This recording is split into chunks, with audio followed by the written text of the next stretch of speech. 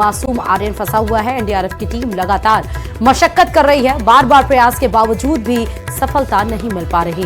अब filing machine के जरिए खुदाई का काम चल रहा है और अब उम्मीद ये जताई जा रही है कि फाइलिंग मशीन जल्द ही अपना खुदाई का काम पूरा कर लेगी और उसके बाद आर्यन को 42 घंटों से चले उस ऑपरेशन के बाद से बचा लिया जाएगा। 5 तस्वीरें इस समय आपके सामने हैं। सारे जितने भी देशी जुगाड़ सोमवार से किए जा रहे थे वो सब फेल नजर आ रहे हैं। खुदाई भी नाकाम साबित हुई। 36 की 30 जेसीबी मशीनें, एलएनटी मशीनें लगाई गई थी, लेकिन उसके बाद भी खुदाई नाकाम रही। बोरवेल में अभी तक 42 घंटे से हो गए, यानी कि सोमवार दोपहर 3:30 बजे से आर्यन अभी भी बोरवेल में फंसा हुआ है। रेस्क्यू का आज तीसरा दिन है। सोमवार, मंगलवार और आज बुधवार, और अब सुरंग खोदी जा रही है। जो 5वीं तस्वीर आपको नजर आ रही है वो सुरंग खोदी जा रही है। यही फाइलिंग मशीन है जो सीधा वो सुरंग खोद रही है। उस बोरवेल से 3 से 4 फीट की दूरी पर ये सीधा सुरंग खोदेगी। उसमें एनडीआरएफ की टीम जाएगी। उसके बाद अंदर से टनल एक तरह से बनाया जाएगा और फिर उसके बाद जहां पर फंसा हुआ है आर्यन वहां से उसको निकाला जाएगा। फिलहाल ये तस्वीरें बहुत अहम हो जाती हैं। किरोड़ी लाल मीणा मौजूद थे वहाँ पे। कल हमने देखा किरोड़ी लाल मीणा के भाई जगमोहन मीणा वहाँ पर मौजूद थे।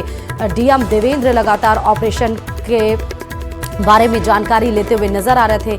माता पिता आप कुछ भी बोलने से बच रहे हैं का मतलब कि वो कुछ भी बोलने की स्थिति में नहीं है, क्योंकि 3 दिन बीत गए हैं, 42 घंटे हो चुके हैं। अपने बेटे की आस में वो शायद अभी भी यही मन्नतें मांग रहे हैं। उनका रोम रोम शरीर का बस यही भगवान से दुआ कर रहा होगा कि उनका मासूम बेटा निकल आए। परिवार के लिए इतनी बड़ी दुख की घड़ी इसलिए भी है क्योंकि मां ने उनकी बताया आर्यन की कि 3 साल पहले उनके एक बच्चे की मृत्यु हो गई थी और लगातार भी कहीं आ रही है। वाटर लेवल के संबंध में भी था, तो हमने आसपास की जो बोरिंग्स हैं हम उनसे संपर्क करके उनको चालू करवा रहे हैं ताकि वाटर लेवल को हम मेंटेन कर पाएँ। जो वर्तमान बोर है वो अनइवन है, तो उसमें भी ऑपरेट करने में चैलेंज आ रहे हैं। कल हमारा जो है जे हुक भी नीचे उसको इंगेज करने में बच्चे के साथ हमें काफ़ी दिक्कतें आई थी, और वो प्रयास भी हमारा चल रहा है। बट एनीवे जो भी चैलेंजेस हैं, एडमिनिस्ट्रेशन जो है कि कटिबद्ध है कि हम जो है हमारे जो प्रयास हैं उसमें हम सफल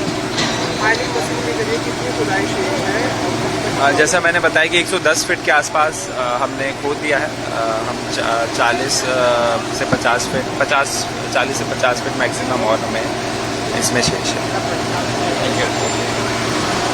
तो डीएम देवेंद्र को आप सुन रहे थे। उन्होंने कहा कि 110 फीट तक खोद लिया है, 147 फीट है, 40 से 50 फीट और है। अब ये खुदाई किसके जरिए बोली है, ये अगर हमारे आशीष हमारे संवाददाता लगातार जुड़े हुए हैं और जुड़ जाएंगे अगर हमसे इस खबर पर, तो हम उनसे पूछेंगे कि जब जुड़ जाएंगे तब हम उनसे जानकारी लेंगे कि ये जो जेसीबी और एलएनटी मशीन के द्वारा खुदाई हुई है या फाइलिंग मशीन जो खुदाई कर रही है तेजी से उसके द्वारा हुई है। क्या कुछ इस दरमियान किसने क्या कुछ बोला है वो आपको सुनाते हैं। प्रयास जारी आपकी जानकारी में है कि पता लगते ही प्रशासन यहाँ पहुँच गया, गांव के लोग भी पहुँच गए और यहाँ पहले जेसीबी फिर एलएनटी और एक फायरिंग मशीन लाई गई है और 1 मीटर की नज़दीकी से जो ओपन बोर है वहाँ पर ये ड्रिल करेगी और बिल्कुल शॉर्टेस्ट टाइम में, हम ऐसा कहा जा रहा है कि 2-3 घंटे में वो टारगेट। कालीघाट बोरवेल हादसा का आज तीसरा दिन है और तीसरे दिन अब उम्मीद जगी है कि आर्यन को आज बाहर निकाल लिया जाएगा, क्योंकि हाई टेक्नोलॉजी की मशीन, फाइलिंग मशीन का काम शुरू हो गया है। रात को ही इस मशीन का काम शुरू कर दिया गया था और ये मशीन एक कोई नुमा एक खुदाई कर रही है और बोरवेल के जस्ट पास में ही ये खुदाई का काम किया जा रहा है। ऐसे में बोरवेल से करीब 5 फीट दूरी के पर ये फाइलिंग मशीन का काम किया जा रहा है। अब इस पूरी मशीन को हम बात करें तो करीब 1 घंटे में 20 फीट की ये खुदाई करती है। अब तक करीब 100 फीट की ये खुदाई कर चुकी है और संभावना है कि दोपहर तक ये खुदाई का काम पूरा हो जाएगा। उसके बाद में इसमें पाइप लगाए जाएंगे। ये जो कुई बनाई जा रही है, बड़ा बोरवेल कह सकते हैं, इसमें पाइप लगाए जाएंगे और उसके बाद में एनडीआरएफ के जवान इसके अंदर ऑक्सीजन सिलेंडर साथ में लेकर वो अंदर जाएंगे। फिर उसके बाद में टनल बनाई जाएगी। बोरवेल से लेकर तो नई ये कुई बनाई जा रही है, यहाँ तक ये टनल बनाई जाएगी। उस टनल की प्रक्रिया में टाइम लगेगा, यानी कहा जा सकता है कि आज शाम तक यह ऑपरेशन सफल हो जाएगा। पिछले 3 दिन से एनडीआरएफ के जवान लगातार प्रयास कर रहे थे जो आर्यन है उसे बाहर निकालने के लिए, और काफी प्रयास किए लेकिन हर प्रयास विफल हुआ। और अब आपदा मंत्री किरोड़ी लाल मीणा की पहल पर ये फाइलिंग मशीन यहाँ घटना स्थल पर बुलाई गई है, और अब इस फाइलिंग मशीन के जरिए यहाँ पर खुदाई का काम शुरू हो गया है। अब उम्मीद जताई जा रही है आज शाम तक यहाँ पर जो राहत बचाव कार्य पूरा हो जाएगा और आर्यन आज शाम तक बाहर आ सकता है। ऐसे में इसी उम्मीद के साथ कि आज तीसरे दिन यह जो रेस्क्यू ऑपरेशन है वो सफल होगा और आर्यन हम सबके बीच होगा। ऐसे में आर्यन आज शाम तक बाहर आ सकता है, जिस तरह की ये खुदाई का काम तेज गति से किया जा रहा है। आशीष शर्मा, न्यूज 18 दौसा। जो डीएम देवेंद्र बता रहे थे कि 110 फीट तक हमने खुदाई कर ली है, तो वो इसका मतलब कि फाइलिंग मशीन के जरिए ही वो खुदाई इतनी तेजी से हुई। अब ये सवाल उठता है कि ये 3 दिन हो गए, अगर फाइलिंग मशीन ये पहले आ गई होती तो शायद कल का वो दिन होता है जब 147 फीट के अंदर फंसे आर्यन को निकाला जा सकता था। लेकिन चलो देर आए दुरुस्त आए, पहले अब ये बताया जा रहा है समय कि दोपहर तक आर्यन निकाला जाएगा, क्योंकि फाइलिंग मशीन के जरिए जो ड्रिल किया जा रहा है, फिर उसके अंदर ऑक्सीजन सिलेंडर लेके एनडीआरएफ की टीम जाएगी, फिर एक पाइप अंदर बिछाई जाएगी, उस पाइप के जरिए आर्यन को निकाला जाएगा। तो ये भी एक डिफिकल्ट टास्क है, लेकिन हर एक कोशिश की जा रही है, देसी जुगाड़ से लेकर लेटेस्ट टेक्नोलॉजी, और सबकी कोशिश बस यही है कि आर्यन को बचाया जा सके। फिलहाल ये बहुत गंभीर सवाल है कि जिस तरह आशीष हमारे संवाददाता खबर पे, क्योंकि लगातार ये कवरेज न्यूज़ 18 राजस्थान कर रहा है, और इसके पहले हमने देखा कि आशीष ने हमें बताया कि जो आर्यन है उसकी मूवमेंट रात से देखी नहीं जा रही है, और ये अब पता करना ज़रूरी है कि क्या सीसीटीवी कैमरे जो लगाए गए हैं, क्योंकि बार बार ये भी बताया जा रहा है कि क्योंकि टनल जो बोरवेल है उसके अंदर पानी है, और इस वजह से सीसीटीवी कैमरा बार बार उसको इंस्टॉल किया जा रहा है, मतलब एक दिन में 2-3 बार इंस्टॉल किया जा रहा है। इसके पहले जब खबर पर जुड़े हुए थे हमारे संवाददाता, तो भी वो दिखा रहे थे तस्वीरें, आपको न्यूज़ 18 राजस्थान दिखाया था, जब वो सीसीटीवी कैमरे लगाने की पूरी तैयारी चल रही थी। आशीष जुड़ चुके हैं। आशीष, ये बताइए कि क्या सीसीटीवी कैमरा लगा दिया गया है, और जो वो थी कि क्या इस फाइलिंग के जरिए जो सुरंग की जा रही है जहां आर्यन फंसा हुआ बोरवेल में, वहां तो कोई मिट्टी विट्टी नहीं गई है? बिल्कुल, जो जिस बोरवेल में आर्यन गिरा हुआ है वो पूरी तरह सुरक्षित है, कोई मिट्टी नीचे नहीं गिरी है, और अब जो फाइलिंग मशीन है वो काफी तेजी से काम कर रही है। आश्चर्यजनक बात यह है कि 3 बजे इस मशीन को लगाया गया था और अब तक 110 फीट की खुदाई ये मशीन कर चुकी है। जिला कलेक्टर देवेंद्र कुमार ने ये जानकारी दी है, साथ ही बताया कि 150 फीट की खुदाई होगी पूरी। 150 फीट की खुदाई होने के बाद इसमें लोहे के पाइप डाले जाएंगे, जो ये फाइलिंग मशीन द्वारा जो एक कुई नुमा एक बोरवेल किया जा रहा है, जो सामान्य बोरवेल से थोड़ा बड़ा बोरवेल है, और उस बोरवेल में लोहे के पाइप डाले जाएंगे, क्योंकि उसमें टनल बनाने के लिए एनडीआरएफ के जवान जाएंगे।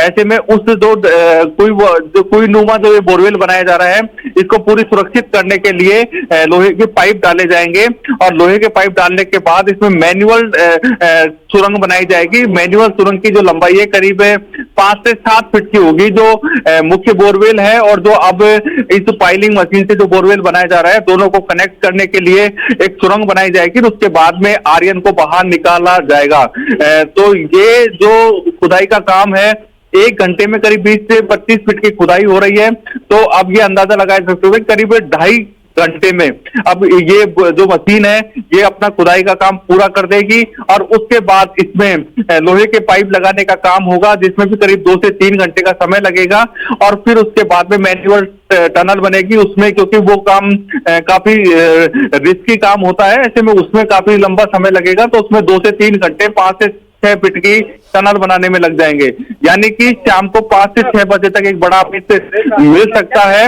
और संभावना जताई जा रही है कि आज शाम तक आर्यन को बाहर निकाला जा सकता है। अगर सब कुछ रेस्क्यू ऑपरेशन उम्मीद के अनुरूप चलता रहा तो आज शाम तक जो आर्यन है वो बोरवेल से बाहर आ सकता है। जी आशीष, जिसके लिए इतनी मेहनत की जा रही है उसकी अपडेट तो बताइए, आर्यन कैसा है, मूवमेंट देखी गई है या नहीं अभी तक? बिल्कुल, ये इस बारे में कुछ भी नहीं कहा जा सकता।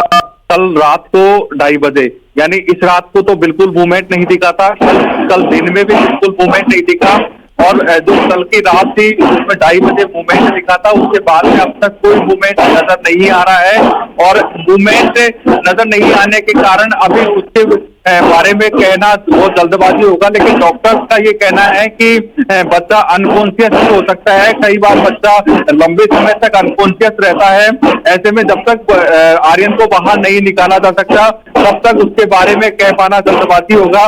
लेकिन ये कहा जा सकता है कि एक लंबे समय से उसकी जो शरीर है उसमें कोई मूवमेंट नजर नहीं आ रहा, सीसीटीवी में कोई मूवमेंट दिखाई नहीं दे रहा है, लेकिन अनकॉन्शियस हो सकता है आर्यन और अनकॉन्शियस स्थिति में उसको लाया जा सकता है बाहर। जी मतलब इसका मतलब कि सुबह से कुछ खाने पीने का क्या सीसीटीवी कैमरा वहां पर इंस्टॉल हो गया या नहीं हुआ अभी? सीसीटीवी कैमरे इंस्टॉल हो चुके हैं और आर्यन ने जब से यह हादसा हुआ है तब से किसी प्रकार का दूध या पानी नहीं पिया था और पिछले करीब 30 घंटे से तो वो उसका मूवमेंट भी नजर नहीं आ रहा है।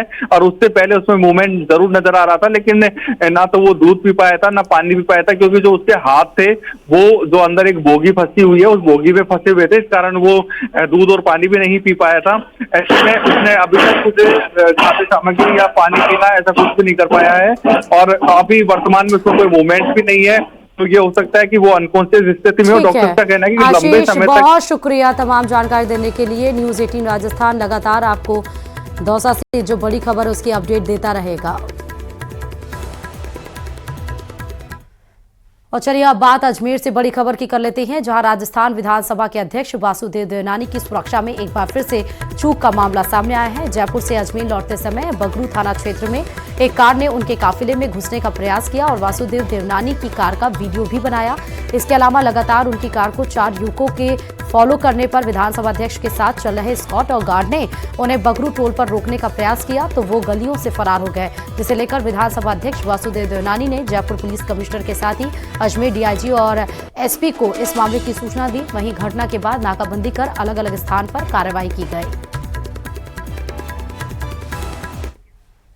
चूरू से खबर, जहां पहली बार एआई तकनीक का उपयोग कर चूरू पुलिस ने न केवल वारदात का खुलासा किया बल्कि 3 नकाबपोश बदमाशों को भी बेनकाब कर दिया। एसपी जय यादव ने बताया कि रतनगढ़ के ज्वेलर्स शॉप में हुई 2 करोड़ 70 लाख की चोरी हुई थी और जिसके बाद से पुलिस ने आरोपियों की तलाश में एआई तकनीकी की मदद ली और एआई तकनीकी से कार के नंबरों और नकाब में छिपे चेहरों की फोटो बनवाई। इन सीसीटीवी फुटेज से नकाबपोश बदमाशों की आंखों और स्किन से एआई की मदद से 200 फोटो की सीक्वेंसिंग तैयार और शातिर गिरोह को दबोच लिया, जबकि इस गैंग के 2 आरोपी फरार हैं, जिनकी एआई से फोटो तैयार कर पहचान कर ली गई है। गिरफ्तार आरोपी उत्तर प्रदेश की बैटरी गैंग के शातिर हैं, जिन्होंने शातिराना तरीके से बीती 1 दिसंबर की रात को करोड़ों की चोरी को अंजाम दिया था। हमने इसमें हजारों से ज्यादा फुटेज, सीसीटीवी फुटेज देखे थे, उन सबका एनालिसिस किया। उसके बाद पूरे रूट का जो ये टोल अवॉइड कर रहे थे, गाँव के रास्ते जा रहे थे, उसका भी एनालिसिस किया। उसके बाद जब इनके चेहरे और गाड़ी के नंबर हमें मिले तो इनको हमें कुछ अमन से 3 लोगों को गाड़ी सहित वहाँ से गिरफ्तार कर लिया और आगे अब इनसे जो